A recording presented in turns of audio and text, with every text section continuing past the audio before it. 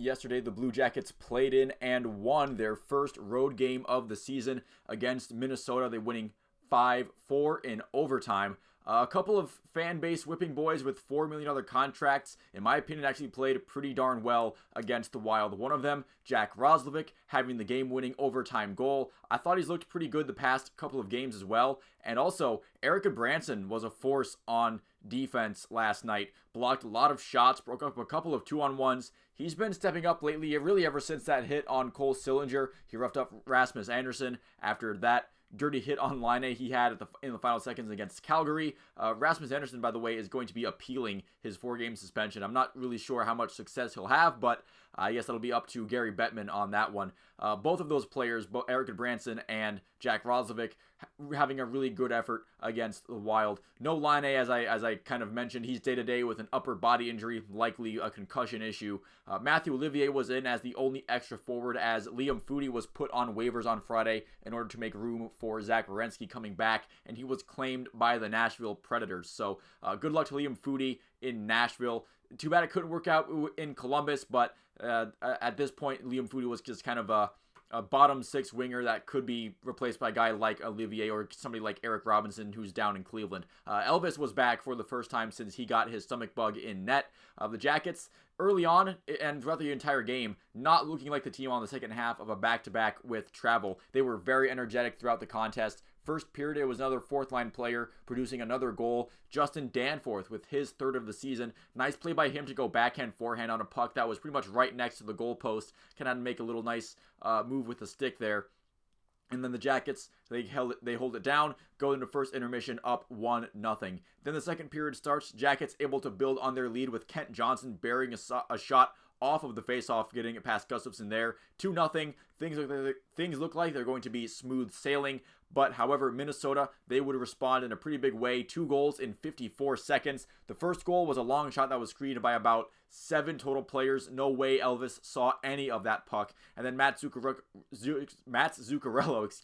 burying a shot past Elvis. Elvis definitely saw that one, but it was a prime chance off after a bad turnover off on Provorov. Looked like him and Jiricek had a little bit of a miscommunication. Provorov just kind of throws it right to the Wild there, and Zuccarello able to put it in the back of the net. So a comfortable game all of a sudden becomes tied just in the matter of less than 1 minute in game. However, the Jackets, they don't allow the wheels to fall off in the second. They go into the third period tied 2-2. But Minnesota they would keep getting their momentum. They take the lead on a Brodin goal. And now the Jackets, they had a 2-goal lead, but they've officially entered a deficit. But they did not shrivel up and die like we saw so many times last year with Brad Larson whenever they would, whenever things would start to go wrong for the Jackets. On a shift that looked like it might have been a little bit of too much mustard, not enough hot dog, with the Jackets getting a lot of zone time, but I thought they were passing up some decent looks to look for the perfect opportunity. Boone Jenner would fling a loose puck that was in the slot into an empty net to tie things back up at 3.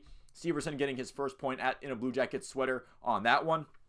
Then the Wild would get a power play and a power play goal, but it would be called back after an offsides challenge. So I believe Pascal Vincent and the Blue Jackets coaching staff are 3 for 3 now on challenging goals, getting those back. Jackets then getting a power play of their own, and it was Adam Fantilli ripping a shot from the bumper spot for his first goal. He finally gets his first goal. He had one robbed by Markstrom against Calgary on Friday, and he had 2 shots that were pretty close before that goal in this one as well. One of them getting past Gustafsson but rolling just wide of the net, and another one going off the post. So he beat Gustafsson a few times, but only one of them came in for a goal. But the Wild, they weren't shriveling up and dying either. Minnesota was always going to put up a fight in this one. It was Johansson getting the equalizer with about 3 minutes left in the contest, and the score would stay at 4-4 heading into overtime.